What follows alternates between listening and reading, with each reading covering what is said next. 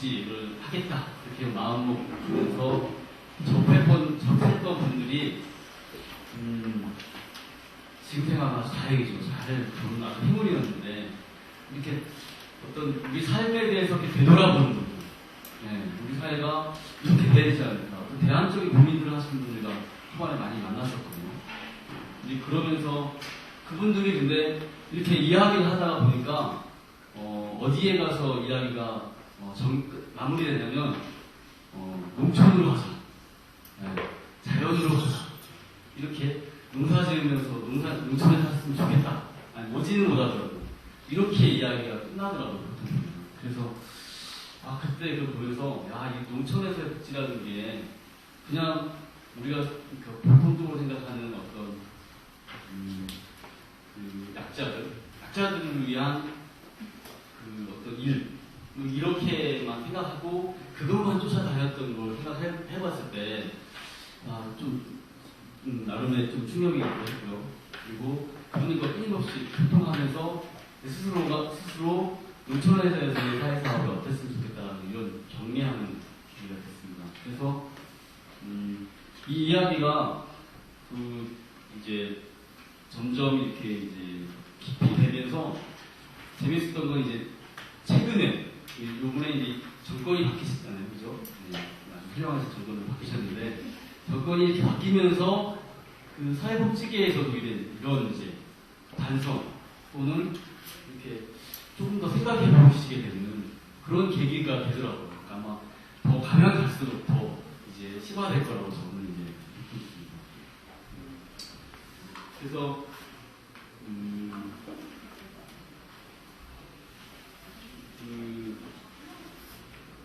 지금 이제 거의 대부분 이렇게 신청한 여기 참여하시는 분들 이렇게 보니까 거의 대부분이 현장에 계신 선생님이시더라고요. 그래서 저한테도 늘 이렇게 묻고 하는 것 중에 하나가 뭐냐면 사회사업 잘하고 있는가? 어떠신가요? 선생님들은 사회사업 잘하고 계신가요? 잘하고 계신가요? 예? 잘하려고 왔어요. 네, 저도 잘하려고 열심히 예진하고 있는데요. 그래서 아마 이거는 사회사업을 그냥 하려는 게 아니라 어떻게 하면 잘할까, 잘할까를 위한 나름의 고민이다 이렇게 주어지면 좋을 것 같습니다. 그래서 그러다 보니까 지속 가능함을 같이 이야기하고 나누다 보니까 뭔가 기존에 하던 어떤 우리가 하던 기존의 사회복지 그걸 돌아보거나 또는 다른 각도에서 바라보지 않으면 답이 안 나오겠더라고요. 그래서 고민이겠고요. 앞서 강의에서 계속 말씀하셨겠지만 농촌은 어떤 스스로의 문제, 스스로의 문제라기보다 어떤 국가라는 체제를 지켜내기 위해서 상대적인 어떤 약자의 위치에 서게 되는 그런 아까 역사를 쭉 보셨죠. 그래서 그러다 보니까 이미 그 농촌의 우리 사회가 산업사회를 이렇게 바뀌면서 그때부터 훨씬 계속 지금까지 농촌 하면 딱 떠오르는 게 뭐냐면 약하다, 뭔가 낙후됐다, 어렵다, 비전이 없다, 희망이 없다, 뭐 이런 식의 한국 사회 특히요. 한국 사회에서 그런 것들이 팽배하게 되고요. 그래서 그러다 보니까 뭔가 시의 대상으로 이렇게 계속해서 지목받고 또는 지적되기도 하고 그렇게 해서 계속 뭔가 받게 되는 입장 그리고 또 달라고 요구해야 되는 입장 뭐 이런 게 강했던 것 같습니다. 그런 게 이제 시작되면서 농촌이 가지고 있던 어떤 이제 생명력이랄까요? 아까 이제 영상에서 이렇게 보셨잖아요. 동물원에 살던 분들도 원래 야생에서 살듯이 그렇게 살고 살아왔던 어떤 생명력 자체를 계속 이렇게 끊어내거나 분리시키거나 없애는 식으로나 지원이 계속 됐죠. 저는 이제 개인적으로 지원이 된 게 문제가 아니라 그런 방식을 썼다는 게 저는 이제 큰 아쉬움이다 생각합니다. 그래서 그렇게 하다 보니까 계속 어떻게 보면 우리 흔히 이런 말씀 하시잖아요. 밑 빠진 북에 물 붓는다. 계속 어떻게 보면 농촌을 보자면 세계화는 계속되고 처음에 아까 말씀드린 대로 이제 그 산업 사회가 되기 위해서 인력이 농촌 그 도시로 가고 그 도시가 그 인력들이 그 인구를 다시 먹여 살리기 위해서 저고가를 정책을 쓰고 그래서 그것도 안 되니까 이제 그 도시적 산업사회의 어떤 계속 유지와 성장과 지속성을 위해서 뭔가 거래를 해야 돼요. 국제적으로. 우리 안에서가 아니라 우리나라, 특히 우리나라 같은 경우는 국제적으로 거래하다 보니까 먹거리를 가지고 이렇게 대가로 서비스로 넣어주는 이렇게 이제 하다 보니까 또 계속해서 어떤 군핍이나 어떤 반복되는 이제 그러다 보니까 또 국가는 그에 상당하는 또 이제 시혜죠. 지원을 해줘야 되고 그러니까 그 조건 그 규모는 말로 나오면 커지죠. 그래서 정권이 계속 바뀔 때마다 조금 더 강력하고 조금 더 규모가 큰 지원을 약속하게 되고 또 그렇게 되죠. 근데 안타까운 건 최근에 와서는 아예 이제 거의 이제 정부 차원을 보자면 임종에 가까운 농촌처럼 대한민국 역사나 있다는 걸 있게 됩니다. 그래서 이제 최근에는 또 어디까지 가냐면 재정 규모가 너무 커지니까 될 만한 한만 주겠다. 될 만한 떨림하게만 투자하겠다라고 해서 집중하고 선택해서 집중적으로 지원하는 방식으로 그렇게 이제 가고 있습니다. 이제 아까 영상에서도 제가 약간 아마 그런 뉘앙스를 느끼셨을 거라고 생각되고요. 지금 제가 이렇게 말씀드리는 거 보면 그러면은 국가의 어떤 정책을 지원을 줄이자는 건가? 뭐 이렇게 말씀하실 수 있는데요. 그거보다 기존의 이제 복지보다 오히려 더 늘려야 된다고 저는 기본적으로 생각합니다.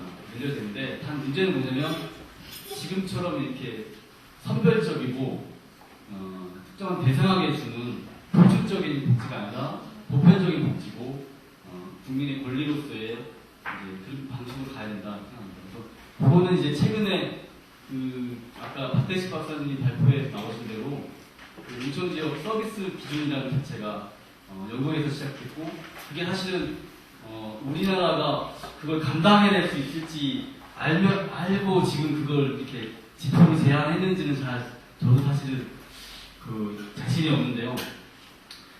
그런 식의 그러니까 같은 국민으로서 같은 국가에 사는 국민으로서 보편적으로 누려야 될 서비스나 또는 그 방법에 있어서도 보편적이어야 된다 이거죠. 그런 것을 줄여야 된다라고 하는 건 저는 절대 아니니까요. 그런 오해는 좀 없었으면 합니다. 그래서 저는 이제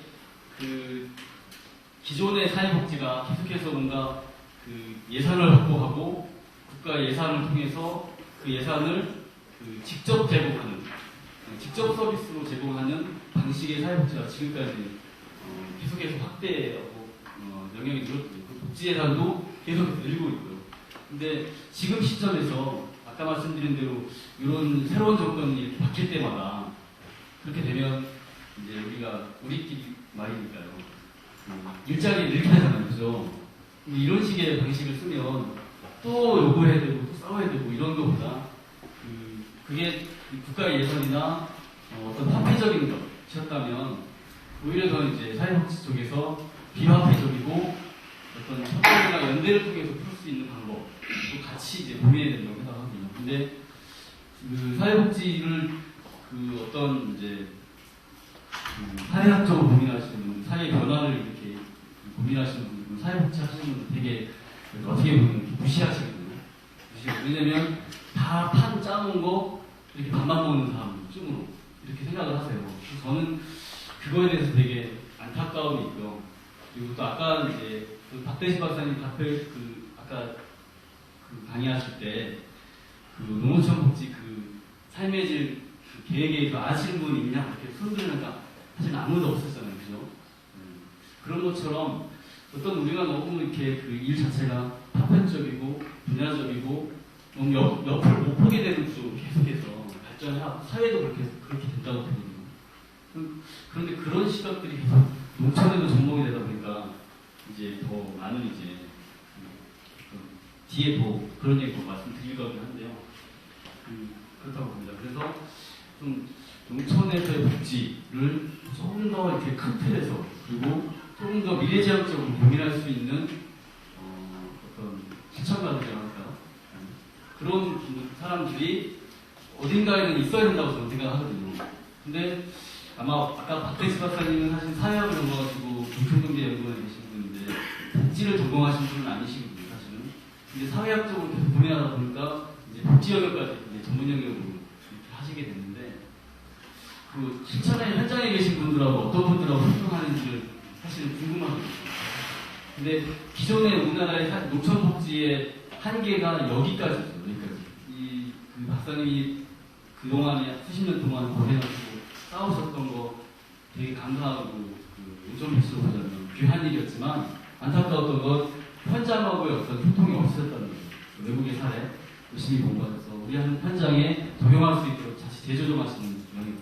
이것만도 하셨다는 것만 사실은 우리나라의 농촌 지역의 농촌 사회에 대한 복지 문제를 다뤘다 하시는 것만은 사실 큰 건데요. 그 뒤에 이제 과제는 아마 현장에 있는 우리들의 모습이지 않을까 싶습니다. 근데 그 현장에 누가 있을까 이렇게 생각해보면 그런 차원에서 보자면 사회복지를 하고 사회복지하는 사람들이 농촌복지를 다 책임져야 된다 이렇게 말씀드리는 건 아니지만 그래도 누군가는 그 주인이 돼가지고 아 이게 내 일이다 라고 생각하고 누군가 실천 현장에서 챙겨가야 된다고 생각을 하거든요. 근데 그래도 그나마 가까운 곳에 있는 사람들이 아마 지금 현재 사회복지 영역에서 현장에 계신 시청자가 아닐까 저는 감히 이렇게 생각합니다. 그런 의미에서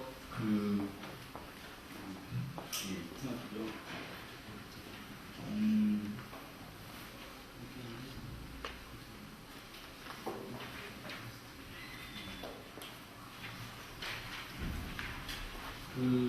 저는 이제 아까 말씀드린 대로 사실은 농촌복지에 대해서 그 사회복지 쪽에서 공부한다는 건 사실은 커리큘럼적으로도 사실 없는 상황이거든요. 없는 상황이에요. 그래서 저는 아까 운이 좋다고 말씀드렸던 게 우리 언니 사회복지를 하면서 농촌복지, 농촌사회사업을 해보고 싶다 이렇게 생각을 했는데 마침 또 주변에 계신 분들이 아까 말씀드린 대로 그런 어떤 대한 사회에 대한 이런 고민들을 하셨던 분들이서 같이 사회복지 외에 이외에 다양한 내용을 접할 수 있는 그런 이제 기회들이 여러 번 있었는데요.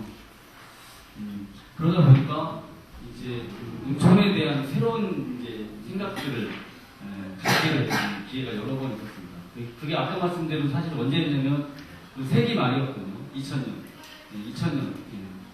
때 사실은 한국 사회가 전 세계적으로 어떻게 되어야 될 것인가 하다가 그때 뭐 제3의 길 그런 이야기도 많이 나오고 하지만 한편으로는 또 이런 그 생태주의나 어떤 생명사상 이런 쪽에 대안들이 많이 나왔었거든요.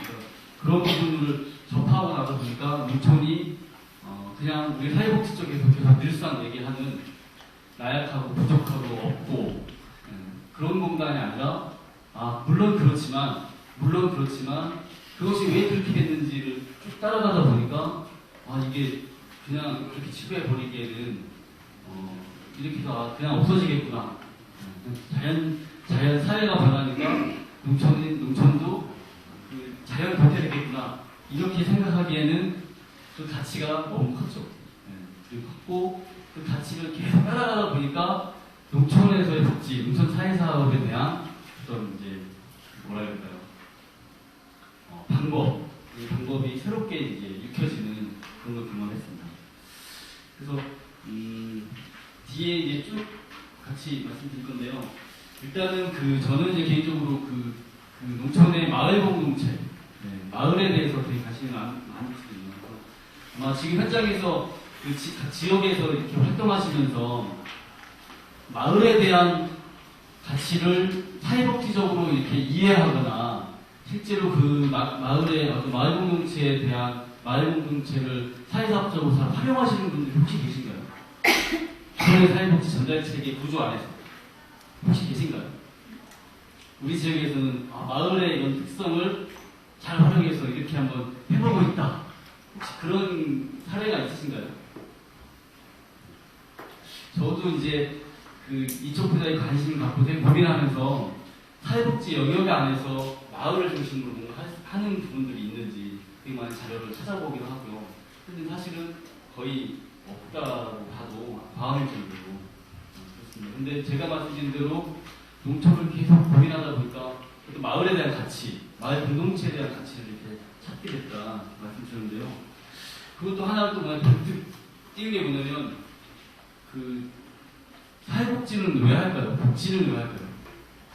네, 이런 아주 원론적이고 근본적인 질문까지 이렇게 가게 되더라고요. 우리가 복지를 왜 할까? 보조금 받아서 쓰려고 복지를 할까? 네. 그 농촌 지역의 아동 복지가 필요하니까 할까? 뭐 이렇게 이제 자문이 되면서 과연 우리가 사회복지를 왜 하려고 했고 나는 또 사회복지를 왜 굳이 멀쩡히 다니는 직장 그만두고 비싼 등록금들 공부하면서 했을까? 이런 마음을 사실 되돌아보게 되더라고요. 그러면서 그 어떤 농촌과 농촌 마을 공동체의 삶을 보게 되면서 사회복지 하려는 게 이런 것 때문에 하는 건 아닐까? 네, 이렇게 느꼈습니다. 아까 그 백춘진 선생님 말씀에 그 전략과 방법 여러 가지 이렇게 쭉 말씀을 해주셨잖아요. 저도 개인적으로 그래서 백춘진 선생님을 되게 존경하고 따릅니다. 그래서 아까 말씀하신 것 중에 하나가 마을의 이제 복지력 이런 얘기 말씀하셨거든요. 그러니까 그 사회복지를 가만히 생각하면 복지를 생각하면 그냥 쉽게 이렇게 나누고 사는 거. 나누고 아까 이제 제가 이게 앞으로 계속 드릴 말씀이 우리 지금 지원센터 운영하는 거하고 저거하고 무슨 상관 있어? 라든가 노인복지회가 운영하시는데 저하고 내야 하는 일하고 상관이 없어 이렇게 생각하실 수도 있거든요. 근데 가능하시면 이렇게 연관지어서 생각해 보시면 좋겠다 이렇게 부탁을 드립니다. 그래서 그 복지라는 것이 뭐냐면 두루 인간적인 삶을 두루 나누고 살고 따뜻하게 사는 따뜻한 사회 뭐 이 정도를 보통 바라는 분들이 사실은 사회복지를 많이 하시잖아요. 그죠? 선량하신 분들 주로 그렇게 많이 하시잖아요.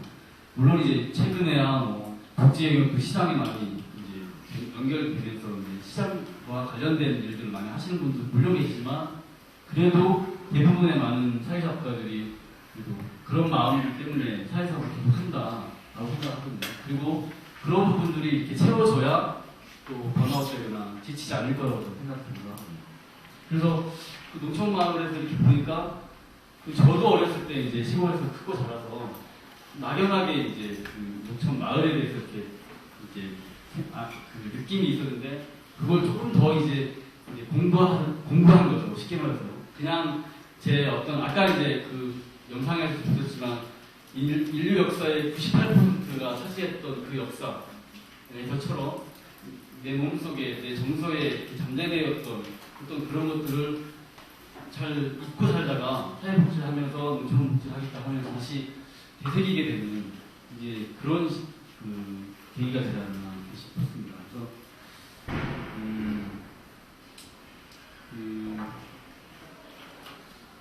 이전에 이제 사회복지 쪽으로는 사실은 농촌이나 또는 이제 농촌의 마을 공동체를 연구하시는 경우가 없거든요. 사회복지 쪽에서 이제 잘하시면 이제 뭐 어느 지역의 복지 뭐 이런 정도 지역을 좁히자면 그 정도 안에 연구는 있었지만 마을 공동체를 가지고 복지적으로 해석하고 연구한 경우는 거의 없었는데 사회복지를 제외한 거의 대부분의 영역에서는 아마 다 어떤 마을 공동체나 마을에 대해서 연구했고 또 나름 이제 그 결과를 가지고 실제 일로서 연구하는데요. 특히 이제 그 민속학 특히 하시는 분들 보면 보통 보면 이제 농촌 문화 아니면 이제 그 농촌 마을 공동체 그러면 뭐 전통적이거나 또는 이제 그 어떤 변화된 대상 구시대적인 어떤 산물 뭐 이런 쪽으로 많이 치부해 버리는 경우가 많이 있거든요. 그리고 실제로 그런 우리가 그런 생각들을 갖게 된 것도 어떤 역사적인 순간에 사실은 그런 게 있었던 게 사실은 일제 강점기 시대에 그 마을 공동체를 해체시키는 역사가 있었거든요. 그리고 마을 공동체의 어떤 그 풍습, 농경문화가 가졌던 어떤 문화 자체가 구습이고 우리가 이렇게 벗어야 될 대상이다라고 어떤 나름 사관처럼 이렇게 들어가기 때문에 그런 역사가 또 도시화가 있었기 때문에 많이 마을 공동체에 대해서 되게 이제 그 부정적인 시각을 가지고 있습니다. 근데 이 마을 공동체가 최근에 다시 재인식되고 있는 것 중에 하나거든요. 민속학 중에서도 그 하시는 분 중에도 임재 교수님이라고 하는 분이 계신데요. 이분이 그 마을 공동체를 생태학적으로 이렇게 연구하셨어요. 생태학적이라는 말 조금 생소하실 수 있는데요. 우리 보면 사회사 방법론에 보면 이제 그 생태 관점, 생태 관점이라는 말이 있잖아요. 그러니까 뭐 주변 환경, 뭐 이렇게 생각하시면 된다고 보는데요. 그 마을 공동체를 생태학적으로 이렇게 계속해서 민속학자에서 연구하셨는데 거기에서 보니까 그 생태적이면서 생명적이다 그리고 그 순환적이다, 지속적이다라고 이렇게 표현했죠. 이게 어떻게 보면 이제 뭐 그 너무 문명적이기도 하고 그래서 조금 어려우셔 할 수 있는데요. 중요한 건 뭐냐면 그 우리 농촌이 가지고 있는 하나의 특성이다. 지금 아마 그 농촌에서도 이렇게 연구 자료를 보시면 그 읍면부, 면부라고 하죠. 면 이하.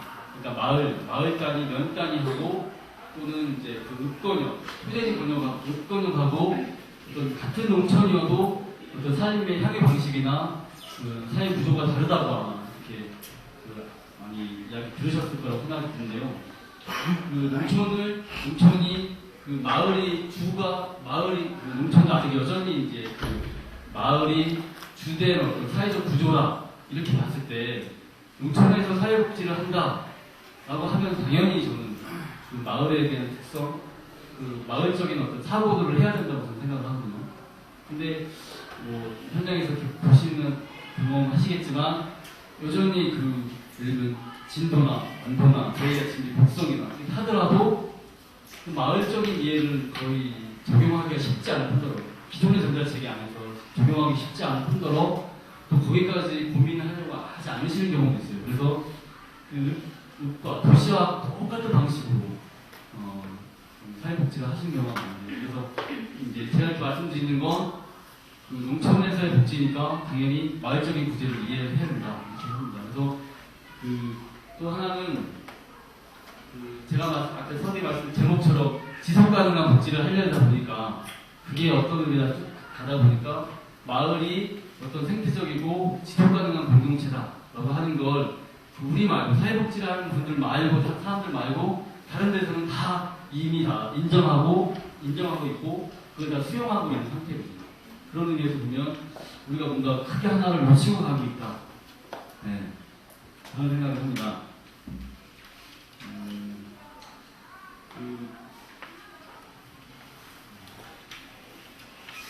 여기 그 교재에 있는 글 그대로 한번 하나 읽어드리면요.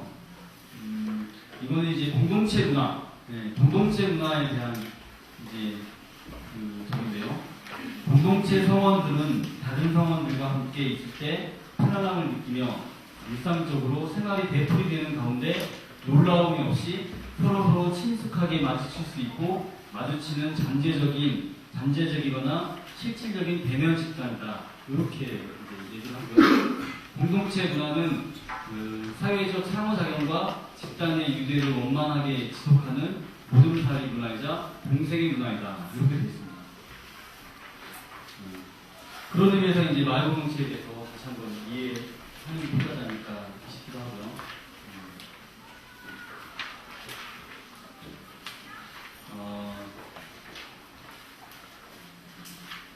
그리고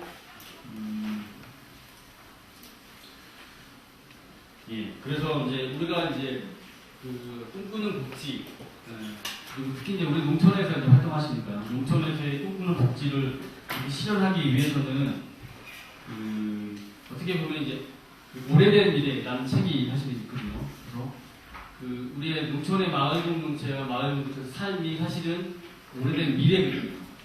그냥 지나간 일이 아니고 사실은 오래된 미래이기도 하고 현재 현존을 하기도 하고요. 중요한 건 현존을 하는 건데요. 그래서 그런 사람들 또는 이제 마을이나 그런 방식들을 우리가 잘 재조명하고 우리의 현장에 잘 정복해야 되지 않을까. 네, 그런 생각을 하게 됩니다.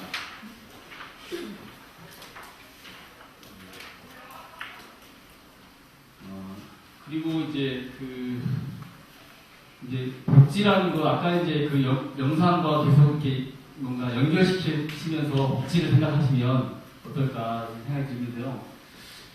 제가 말씀드리는 어떤 지속 가능한 복지의 전제는 뭐냐면 평범한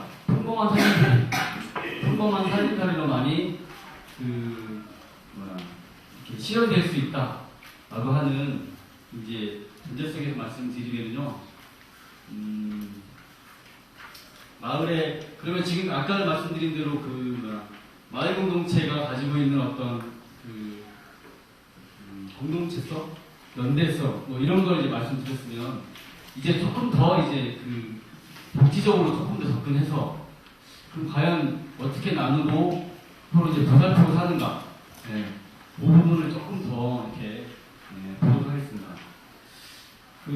아직도 여전히 지역에서 보시면 아시겠지만 농촌 지역에서 복지 그러면 무조건 좋은 일 하는 사람들, 특히 봉사하는 사람들 뭐 이렇게 인식을 많이 하시거든요. 그리고 근데 이제 반면에 도시에는 이제 복지하면 봉사한다는 인식도 있지만 조금 더 다른 시각으로 분리해서 봉사와 사회복지를 좀 분리해서 보는 시각들이 사실은 도시 지역에는 아직도 있기도 하죠. 근데 농촌은 아직도 이제 그냥 좋은 일 하는 사람, 봉사하는 사람, 뭐 이렇게 생각합니다. 이제 이게 뭐 좋을 수도 있고 뭐 나쁠 수도 있는데요. 그리고 또 이제 또 한편으로는 이제 복지 그러면 정부가 주는 혜택 또 이렇게 생각하시는 분도 그것도 이제 최근에 많이 이제 확대되고 있는 상황이기도 합니다.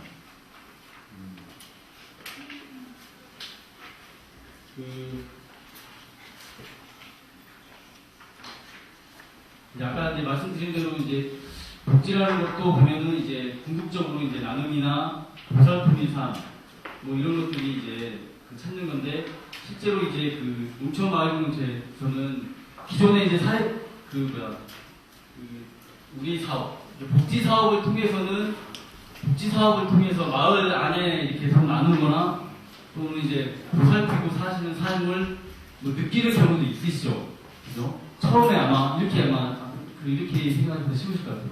어떤 마을에 처음 복지라는 내용을 가지고 서비스라는 내용을 가지고 들어가면 사실은 마을 안에서의 어떤 그런 이제 나누거나 또는 보살피는 사람들을 이렇게 보실 수가 있거든요. 그래서 이게 농촌 마을이다, 네, 시골은 다르구나, 뭐 이런 생각들을 많이 하시는데 이제 조금만 더 지나게 되면 이제 그런 모습들을 이제 보기가 힘들어지죠. 네? 마을 사람들이 이렇게 서로 나누고 인심을 나누고 하는 모습들을 사회복지라는 직접적인 어떤 재화나 서비스를 가지고 들어가게 되면 차츰 이제 그런 모습들을 보기가 이제 희박해집니다. 그런 걸 느끼실 수가 있고요. 그런 것 중에 이제 대표적인 하나 예를 한번 들어보면요. 보통 우리 지금 이제 농촌 지역에서 마찬가지거든요. 보통 김장철 되면은 뭘 하시나요? 김장철에. 네, 김장김치 나누기 사업, 후원 사업 이런 거 하잖아요. 근데 이제 가장 이제 쉽기도 하고 사회사업이 쉽진 않지만 실 방법으로 그냥 편하게 하시는 방법이 특히 이제 농촌 같은 경우에는 배추를 후원받는 경우가 또 많이 있으시잖아요.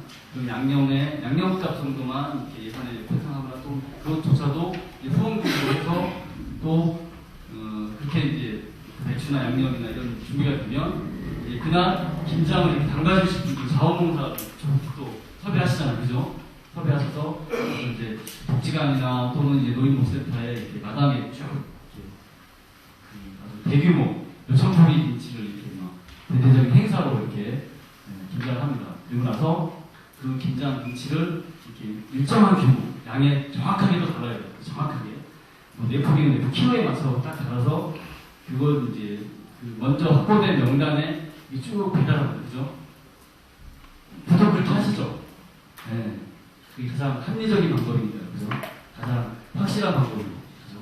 그리고 또 이제 김장 드실 때 이제 사진 한 장 찍어야 돼요. 그죠? 그렇게 하시죠? 특히 이제 공동모금에서 이렇게 후원 지원을 받았다 하면 확실히 근거가 있어야 되니까. 그죠? 사진만한 근거가 또 없었으니까 이렇게 김장김치 들고 서로 이렇게 웃으면서 사진도 한번 찍으시고 이렇게 하시죠. 보통의 이제 그 사진집에서 했던 김장김치 나누기 사업이 이랬었는데요.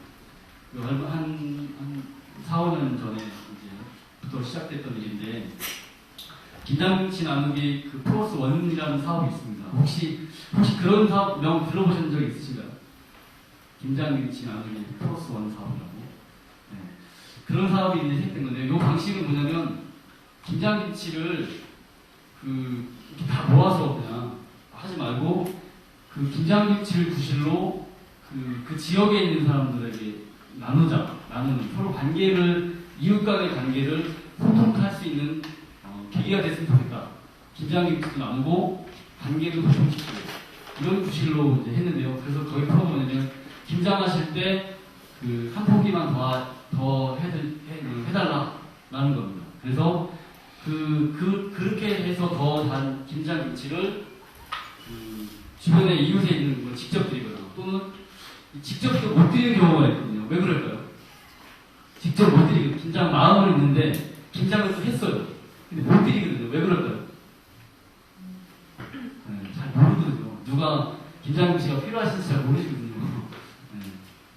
그래서 그런 것까지는 이제 복지관에서 그런 부분에 이제 명단을 가지고 있죠. 그래서 뭐 직접 원하시면 직접 갖다 드리고 아니면 그게 안 되면 이제 누구에서 어떻게 더 주신 김치라고 하면서 이제 배달까지는 이제 해서 주시는 분들로 합니다. 그러다 보니까 이렇게 보니까 김장 더 비효율적일 것 같으시잖아요. 그죠? 다 집집마다 조금씩 해가지고 이렇게 하면 힘들 것 같지만 실제로 이렇게 몇 회를 하고 나니까 일이 더 없어진 거예요. 그냥 기존에 하셨던 분들과 소문을 통해서 김장김치가 그냥 한 군데서 몇천 포기가 모아지던 김치가 그 사회복지사는 김치 구경을 잘 못하는 거죠. 어떻게 보면 김치 구경 안 하고도 그 이상이 김치가 나눠지기도 하고 또는 그걸 구실로 이웃 간의 관계가 개선되는 그런 효과가 있습니다. 근데 저는 이제 그 사업을 보면서도 좀 아니다, 좀 아쉽다, 한 2% 부족하다 이런 생각을 했습니다. 왜냐하면 그래서 저는 이제 저희 이제 복지사무소 민들레 농촌 지역 복지사무소로 칭을 한 2주 전까지 하다가요. 2주 전에 이제 민들레 살림터라는 이름으로 다시 이제 바꿨습니다. 그래서 일은 똑같이 하고요. 방식은 똑같이 방식을 하는데 제가 보기에는 그거보다 그냥 얘기만 해도 이미 다 하고 계시잖아요. 그죠? 마을 안에서 보시면 우리 김장했으니까 맛 한번 보라고 이렇게 네 포기씩 드리기도 하잖아요. 이건 그냥 그분이 김장을 하든 안 하든 드리는 거예요. 그죠? 맛보라고. 그죠? 저도 이제 저희 마을에 가면 저는 김장을 15집에서 해가지고 오는데 저희 뭐 집에 일하고 들어오고 그러면 누가 갖다 놓은지도 모르시거든요. 근데 그래서 이렇게 김장을 한 포기씩 있다 보면 그걸 다 먹으니까 한 통이 거의 되거든요. 한 통. 제가 김장김치를 못할 것 같아서 주시는 건지 아니면 그냥 옆집에 사는 정사하는 사람이가 주시는 건지 어쩐지는 모르겠지만 하여간 그 김장기기는 한 2, 3주 동안 들어오는 김치를 다 이렇게 모아보니까 저희 정작 시골에서 김장해서 가져온 김치는 겨울에 한참 지나서 1월도 지나서 거의 2월에 가까워서 이제 김장을 먹었거든요. 그 정도면 이제 한 통은 그냥 기본으로 들어오더라고요.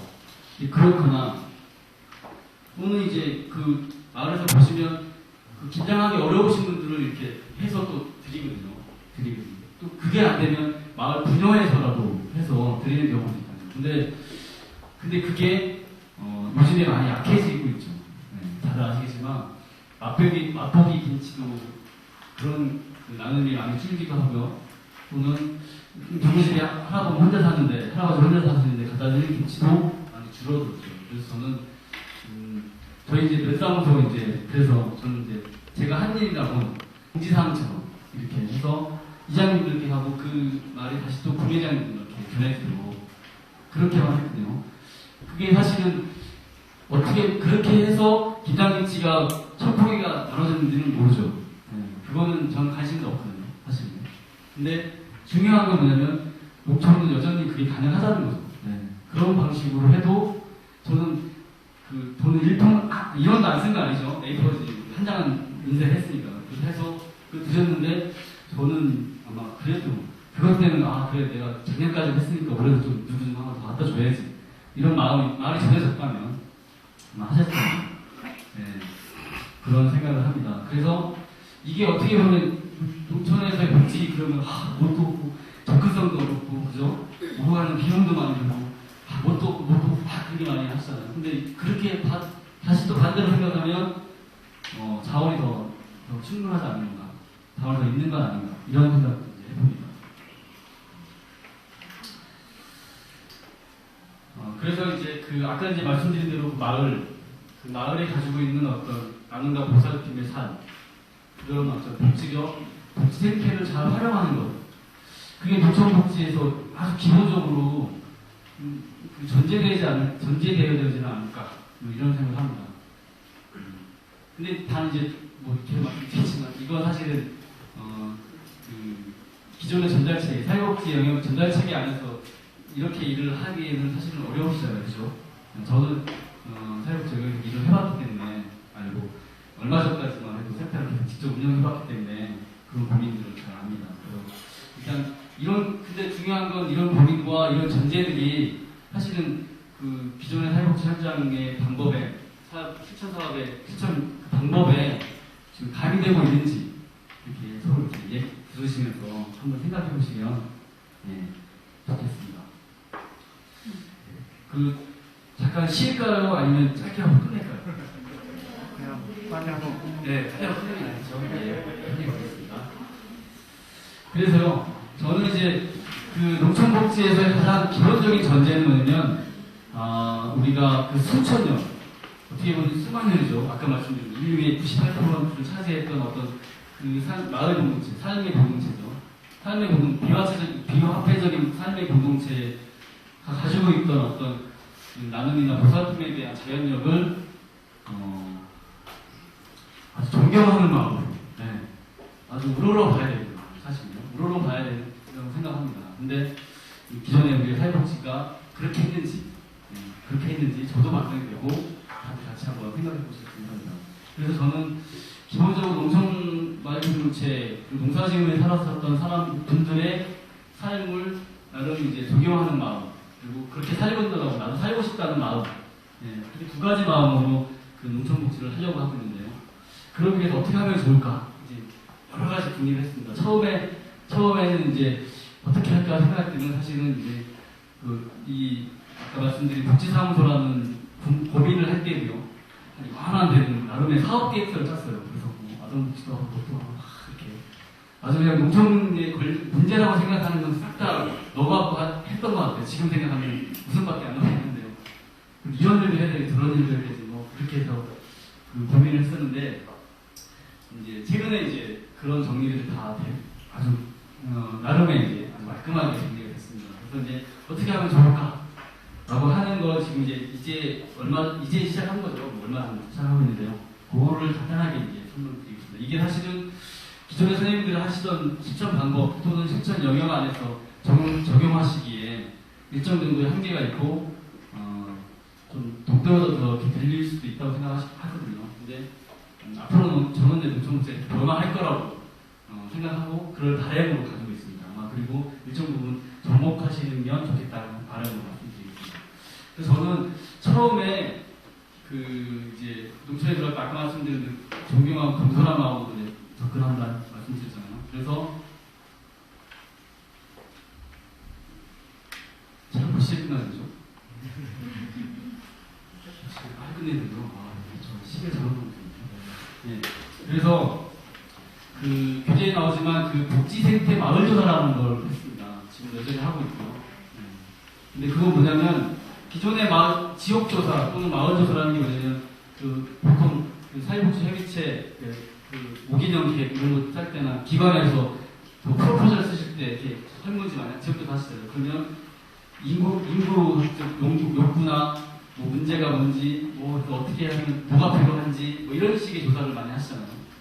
사실은 그렇게 조사된다고 해서 그렇게 조사한 내용들의 대부분은 뭐냐면 돈이 들어가요. 돈 없이는 할 수 없는. 그래서 흔히들 말씀하시기에 사회복지 돈이 있어야 한다 이렇게 많이 얘기하시잖아요. 그런데 그런 조사들의 대부분이었는데 저희가 했던 조사는 그게 아니라 그 마을 안에서 나누고 보살폈던 사람을 직접 들었거든요. 그러니까 우리가 대충 알거든요. 뭐 농촌 시골 마을에서 뭐 이렇게 나누고 사는 거 이런 거 이런 거 있지. 저도 대충은 알지만 그래도 들어봐야겠다. 네, 그래서 저희가 올해 여름이 이제 7기가 되는데요. 농촌 사회사업 활동이라는 활동을 계속 지속적으로 좀 해오고 있는데요. 거기에 학생들하고 작년 이제 겨울에 두 마을을 대상으로 한 달 동안 했던 일이 뭐냐면 다른 일도 물론 있지만 한 달 동안 했던 일이 집집마다 가가보고 다 방문하면서 마을의 이야기를 듣고 그리고 그 마을 안에서 나누고 사셨던 거 서로 어려운 사람들 어떻게 보살피고 함께 동생하고 살았는지를 계속 풀었거든요. 여쭈었거든요. 근데 그게 집집마다 재밌는 건 있는데 집집마다 듣는 이야기가 다 다르다는 거죠. 그래서 그 이야기를 다 취합해보니까 몇 가지 아주 중요한 그런 내용들이 이렇게 있었습니다. 근데 그걸 통해서 보니까 정말로 제가 상상했던 그런 마을 공동체의 나눔과 보살핌이 있었다. 그런 걸 확인할 수 있었습니다. 그 내용을 보시면 교재에 이렇게 보시면 뭐 마을 행사, 뭐 총회 단체회 이렇게 시작하는 조금 안쪽으로 모여진 단락의 페이지가 있는데 거기에 보시면 나오는데요. 뭐 예를 들면 마을 행사에 못 나오신 분들에게 음식을 가져다 드리며 마을의 소식을 전합니다. 이런가. 눈이 왔을 때 새벽같이 나와 자기 집 앞뿐만 아니라 앞집 할매 집까지 이렇게 눈을 쓸어준다든가. 아니면 장애가 있는 분들에게 멀리 하기보다 불편한 분들 살피기도 하고 또 장애인이라고 어떤 이렇게 차별하거나 따로 분리하지 않고 그냥 마을 사람으로 어떻게 보면 좀 모자란 사람들이 이 정도로는 있었지만 그냥 마을 사람처럼 이렇게 아무렇지 않게 살아가는 것 이런 것들이 결합됐거든요. 그 내용 보시면 알겠지만 다 알고 있는 내용에 이렇게 하실 수도 있다고 생각합니다. 근데 재밌는 게 뭐냐면 그렇게 정리했던 거 저희가 이제 나눔 발표회라는 걸 형식으로 이제 했었는데 그리고 뭐냐면 학생들이 한 달 동안 이렇게 들었던 이야기를 쭉 나열하고 거기에서 비슷한 유형의 이야기들을 나눔과 보살펴 사람들을 이렇게 묶었거든요. 그러니까 영역별로 묶었는데 그 대표적인 이야기 나오더라고요. 그래서 그걸 가지고 학생들 다시 우리가 이렇게 배웠습니다라는 걸 어르신들께 다시 발표하는, 나눠드리는 이제 그런 역할을, 그런 이제 시간을 가졌었는데, 나눔 발표 이제 우리한테는 자체 수료식 기능도 있고요. 그리고 그 어르신들한테는 그렇지. 우리가 저렇게 옛날에는 어려워도 먹고 살기 힘들어도 그렇게 나누고 살았는데 요즘에 내가 좀 몸이 좀 안 좋고 불편해서 그렇게 못하는구나. 이런 생각들을 이렇게 한번 다시 해보실 수 있도록 그런 기회가 됐었습니다. 근데 지금 영상을 준비했는데 시간상 이제 영상을 준비했는데요. 노트북에 문제가 있어서 거기에 보면 뭐가 있냐면 하나 사진 이야기가 보면 그 몸이 안 좋아서 여러 가지 레퍼토리가 있었는데 한 레퍼토리가 몸이 안 좋아서 돌을 못 심었는데 동네 분들이 와서 이렇게 모이를 심어준, 그러니까 본인도 모르게 모이를 심어준 그런 그 이야기가 미담이죠. 이야기가 있었는데 그걸 이렇게 학생들이 꽁투로 했어요. 꽁투로 했는데 갑자기 할머니들 다 일어나시는 거예요.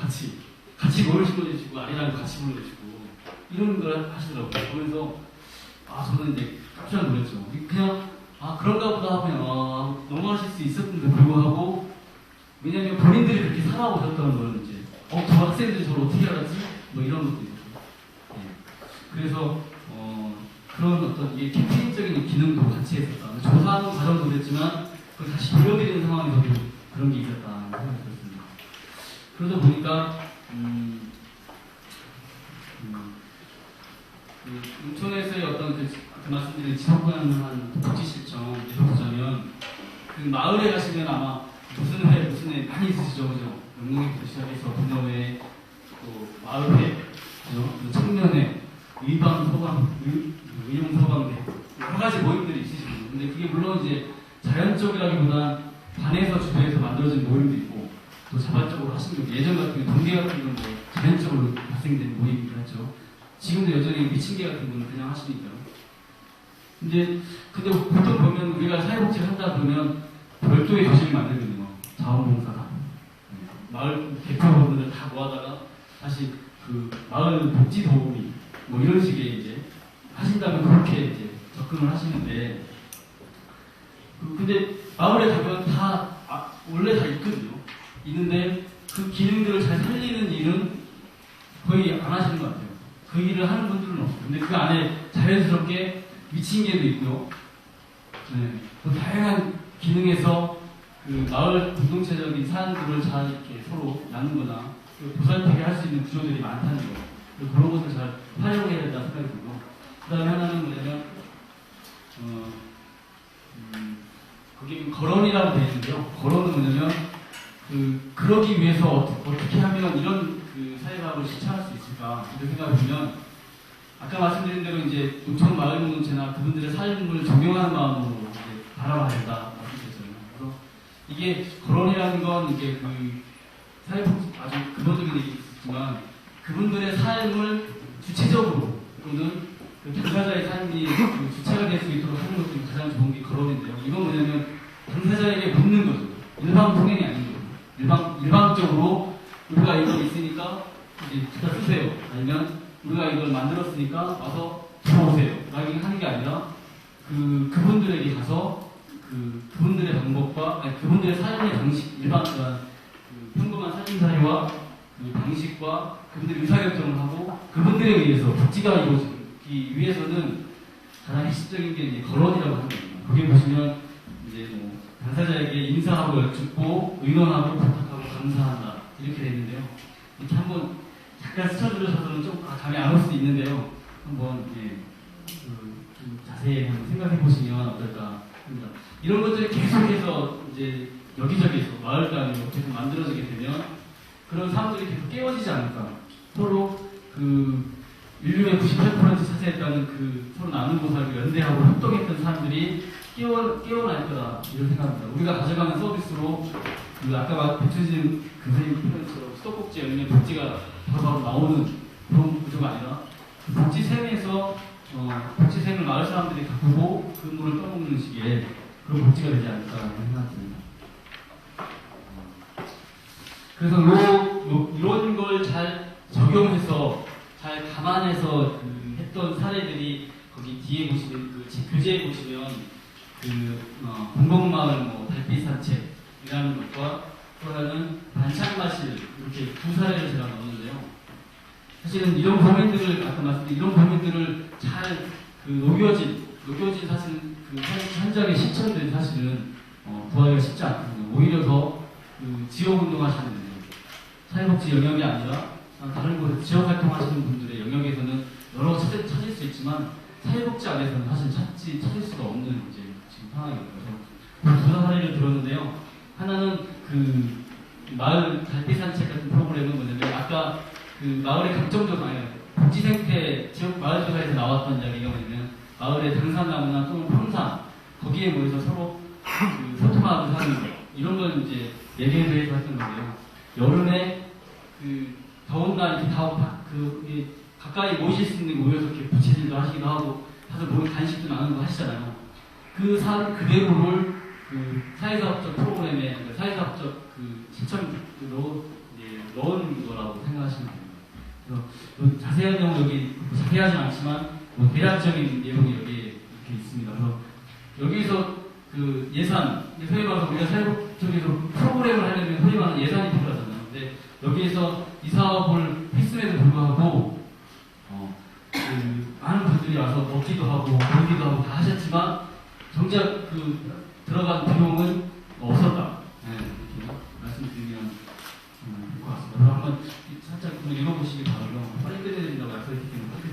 그리고요, 반찬마실이 있는데요. 이건 실제로 재가복지, 기존의 재가복지 반찬 서비스 하시죠? 도시락 배달 사업 하시죠? 거기에서 실제로 적용했던 사례입니다. 그래서 이건 뭐냐면 우리가 그 일방적으로 도시락 반찬, 밑반찬에서 일방적으로 드리는 방식이 아니라 그걸 본인들의 삶에서 본인들의 결정에 의해서 그 결정에서 참여해서 이렇게 그 반찬이라는 구실을 통해서 그 자신의 그 삶의 자주성이나 어떤 자연적으로 다시 이렇게 일깨우는 어떤 그런 사람입니다. 잘 읽어보시면 이건 아주 도움이 되실 거라고 생각합니다. 그래서 이제 마치려고 하는데요.